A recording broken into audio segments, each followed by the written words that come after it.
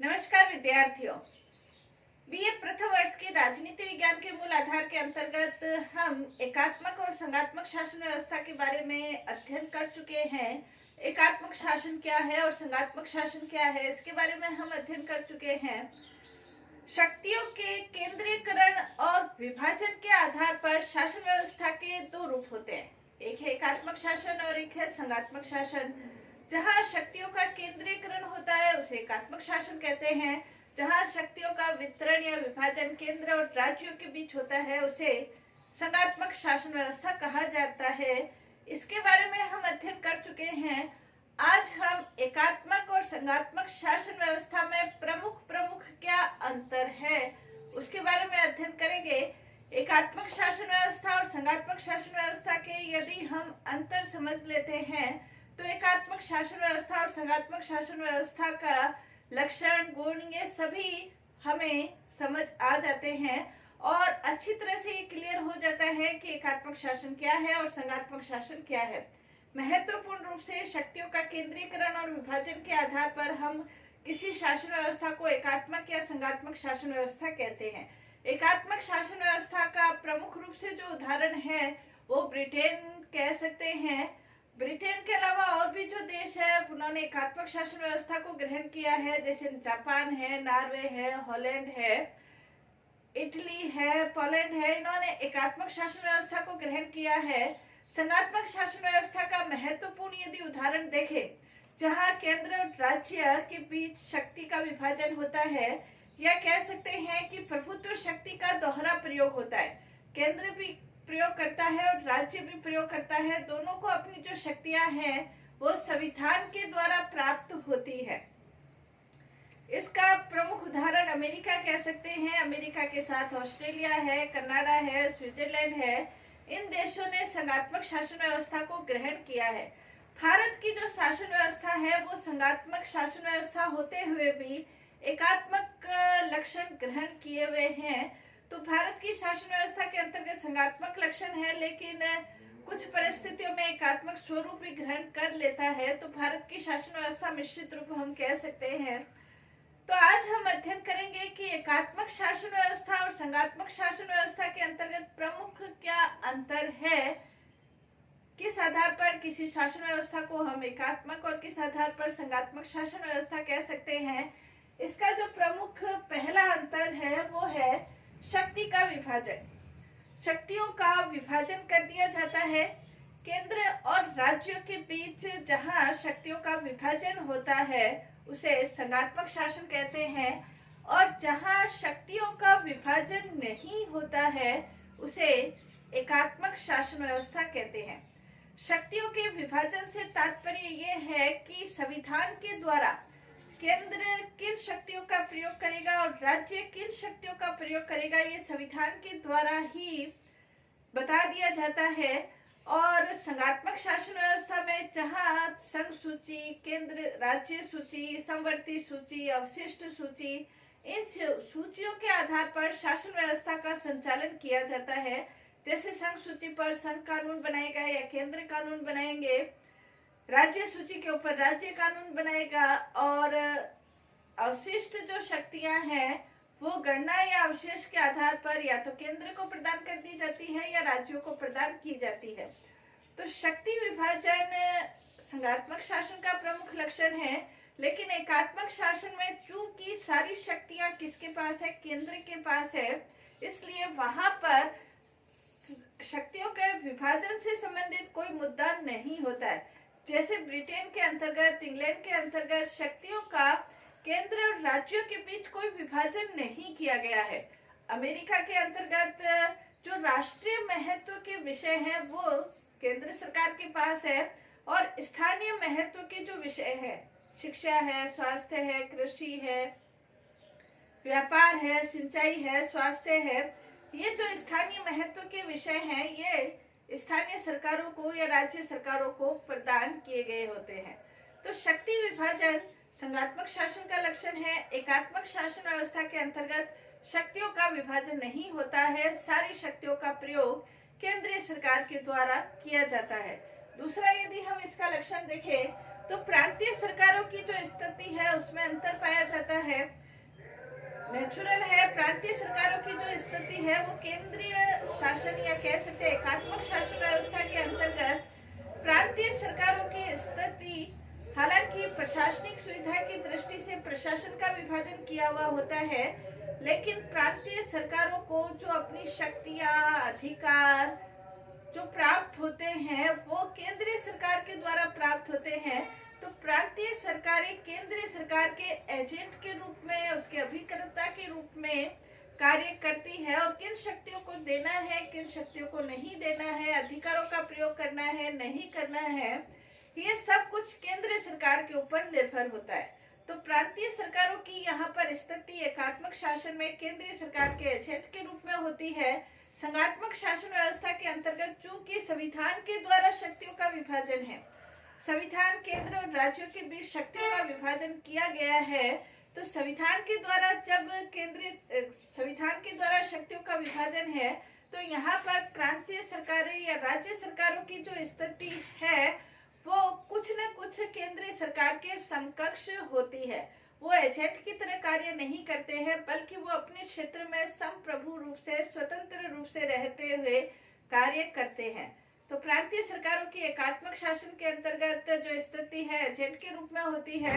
उन्हें प्रांतीय सरकारें कह भी सकते हैं, नहीं भी कह सकते हैं। प्रशासनिक सुविधा की दृष्टि से प्रशासन का विभाजन किया गया है, लेकिन वो केंद्रीय सरकार के ऊपर ही पूर्ण रूप से निर्भर है। और संघात्मक शासन व्यवस्था के अंतर्गत संविधान के द्वारा किया गया है, इसलिए केंद्र और राज्य सरकारें अपने अपने क्षेत्र में स्वतंत्र और संप्रभु रहते हुए कार्य करती है। तो वो केंद्रीय सरकार के एजेंट के रूप में या अभिकर्ता के रूप में कार्य नहीं करती है, उसे संविधान के द्वारा शक्ति प्राप्त होती है। तीसरा अंतर इसे देख सकते हैं, नागरिकों की स्थिति में अंतर होता है। एकात्मक शासन व्यवस्था के अंतर्गत अधिकतर देशों में इकहरी नागरिकता होती है। जो नागरिक है वो संपूर्ण देश के अपने आप को नागरिक समझते हैं, लेकिन संघात्मक शासन व्यवस्था के अंतर्गत चूंकि शासन व्यवस्था अलग है, न्याय व्यवस्था अलग है, कानून अलग है, वहाँ की सेवाएं अलग है, तो नौकरशाही अलग है, तो जो नागरिकों की स्थिति है, नागरिक अपने आप को संपूर्ण उस देश का नागरिक भी मानते हैं और उस राज्य का नागरिक भी मानते हैं। एकात्मक शासन व्यवस्था के अंतर्गत नागरिकों की संपूर्ण भक्ति केंद्र के अंतर्गत होती है, जबकि संघात्मक शासन व्यवस्था के अंतर्गत संपूर्ण भक्ति के साथ वो अपने आप को उस राज्य का नागरिक भी मानते हैं। जैसे इंग्लैंड के अंतर्गत जो भी नागरिकता है वो इकहरी नागरिकता है। इंग्लैंड में जो नागरिक है अपने आप को इंग्लैंड के ही नागरिक मानते हैं, जबकि अमेरिका के अंतर्गत संघात्मक शासन व्यवस्था होने के कारण अमेरिका के नागरिक होने के साथ ही साथ वो उस राज्य के भी नागरिक है, उस राज्य के भी नागरिक है। जो भी कैलिफोर्निया है, वाशिंगटन है, इनके भी वो नागरिक होने के कारण उस राज्य की नागरिकता भी प्राप्त होती है। तो नागरिकों की जो स्थिति है, इकहरी नागरिकता होने के कारण संपूर्ण भक्ति केंद्र की तरफ रहती है। संघात्मक शासन व्यवस्था में दोहरी नागरिकता होने के कारण, हालांकि ये गौण लक्षण है, लेकिन दोहरी नागरिकता होने के कारण नागरिकों की जो भक्ति है केंद्र और राज्य दोनों के अंतर्गत रहती है। तो नागरिकों की स्थिति में ये प्रमुख अंतर होता है। नेक्स्ट कह सकते हैं संविधान के रूप का अंतर। एकात्मक शासन व्यवस्था के अंतर्गत संविधान का जो स्वरूप होता है वो संविधान का स्वरूप आवश्यक है। संघात्मक शासन व्यवस्था के अंतर्गत संविधान लिखित होना चाहिए, संविधान सर्वोच्च होना चाहिए और जहां तक हो सके संविधान कठोर होना चाहिए। एकात्मक शासन व्यवस्था में इस तरह का लक्षण होना जरूरी नहीं है, हो भी सकता है, नहीं भी हो सकता है। संघात्मक शासन व्यवस्था के अंतर्गत संविधान लिखित सर्वोच्च इसलिए होना आवश्यक है क्योंकि केंद्र और राज्य दोनों को जो अपनी शक्तियां प्राप्त होती है वो संविधान के द्वारा प्राप्त होती है, और जब संविधान के द्वारा दोनों को अपनी शक्तियां प्राप्त है तो संविधान में ये लिखित रूप में होना चाहिए कि ये शक्तियों का प्रयोग केंद्र और ये शक्तियों का प्रयोग राज्यों के द्वारा किया जाएगा। इसलिए संविधान का लिखित रूप आवश्यक है, साथ ही साथ संविधान सर्वोच्च होना भी आवश्यक है। संविधान सर्वोच्च होना इसलिए आवश्यक है ताकि केंद्र और राज्य अपनी मन मर्जी से संविधान में संशोधन नहीं कर सके, बल्कि संविधान सर्वोच्च है, इसलिए केंद्र और राज्यों को संविधान के अनुसार ही अपना कार्य करना होता है। अपनी इच्छा से वो कार्य नहीं कर सकते। साथ ही साथ संविधान का जो स्वरूप है, संविधान के संशोधन प्रणाली के आधार पर संविधान को लचीला संविधान या कठोर संविधान कहा जा सकता है। संघात्मक शासन व्यवस्था के अंतर्गत अधिकतर कठोर संविधान होता है। संविधान में जो संशोधन है उसके लिए एक विशेष प्रक्रिया को अपनाया जाता है, जिसमें केंद्र के साथ राज्यों की सहमति की भी आवश्यकता होती है। तो केंद्र और राज्यों के अंतर्गत एकात्मक शासन और संघात्मक शासन के अंतर्गत एकात्मक शासन में संविधान लिखित सर्वोच्च हो कोई जरूरी नहीं है, लेकिन संघात्मक शासन के अंतर्गत संविधान का लिखित स्वरूप और संविधान का सर्वोच्च होना आवश्यक है। नेक्स्ट, इसके अंतर्गत हम अंतर देखें तो सरकार के अंगों की शक्ति में अंतर होता है। संघात्मक शासन व्यवस्था के अंतर्गत जो सरकार के अंग है, जैसे व्यवस्था जो अंग है उसकी शक्ति में अंतर है, जैसे व्यवस्थापिका और न्यायपालिका है। एकात्मक शासन व्यवस्था के अंतर्गत व्यवस्थापिका या संसद सर्वोच्च होती है और न्यायपालिका को व्यवस्थापिका के बनाए हुए कानूनों के अनुसार न्याय करना होता है। जबकि संघात्मक शासन व्यवस्था के अंतर्गत न्यायपालिका की स्थिति सर्वोच्च होती है। क्यों सर्वोच्च होती है? क्योंकि न्यायपालिका को ये अधिकार होता है कि केंद्र और राज्य दोनों संविधान के अनुसार शासन कर रहे हैं, अपनी शक्तियों का प्रयोग कर रहे हैं, नहीं कर रहे, ये न्यायपालिका को अधिकार होता है कि वो ये देखे कि केंद्र और राज्य अपनी अपनी सीमाओं में रहते हुए कार्य करते हैं या नहीं।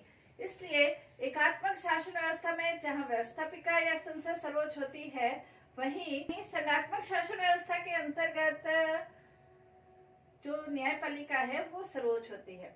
नेक्स्ट, इसके अंतर्गत संविधान विवाद के निर्णय की स्थिति एकात्मक शासन व्यवस्था के अंतर्गत संविधान के क्षेत्र के अंतर्गत किसी भी प्रकार के विवाद की स्थिति उत्पन्न होती नहीं है, क्योंकि सारी शक्तियों का प्रयोग केंद्र सरकार के द्वारा किया जाता है। जबकि संघात्मक शासन व्यवस्था के अंतर्गत केंद्र और राज्यों के बीच किसी प्रकार का विवाद उत्पन्न हो सकता है, संवैधानिक विवाद उत्पन्न हो सकता है, संविधान की व्याख्या करना आवश्यक हो सकता है। केंद्र ये कह सकता है अमुक शक्ति मेरी है, राज्य ये कह सकते हैं अमुक शक्ति मेरी है। तो दोनों के बीच विवाद की जो स्थिति है उसका निर्णय करने के लिए न्यायपालिका को अधिकार दिया हुआ होता है, जबकि संघात्मक एकात्मक शासन में ये अधिकार नहीं होता, क्योंकि वहां पर विवाद की स्थिति उत्पन्न होने की संभावना ही नहीं रहती है। नेक्स्ट, इसके अंतर्गत शासन का दोहरा रूप होता है। शासन का दोहरा रूप केंद्र का अलग शासन है और राज्यों का अलग शासन है। इसके अंतर्गत प्रशासन के क्षेत्र में, पुलिस के क्षेत्र में, न्याय के क्षेत्र में, सेवाओं के क्षेत्र में, कानून के क्षेत्र में अलग अलग दोहरा रूप होते हैं, दोहरे कर्मचारी होते हैं और शासन का दोहरा रूप होता है। और एकात्मक शासन में शासन के दोहरे रूप की आवश्यकता नहीं होती है। पूरा प्रशासन, पूरा राज्य एक ही केंद्रीकृत शासन व्यवस्था के अंतर्गत संचालित होता है। नेक्स्ट, इसके अंतर्गत संवैधानिक सर्वोच्चता।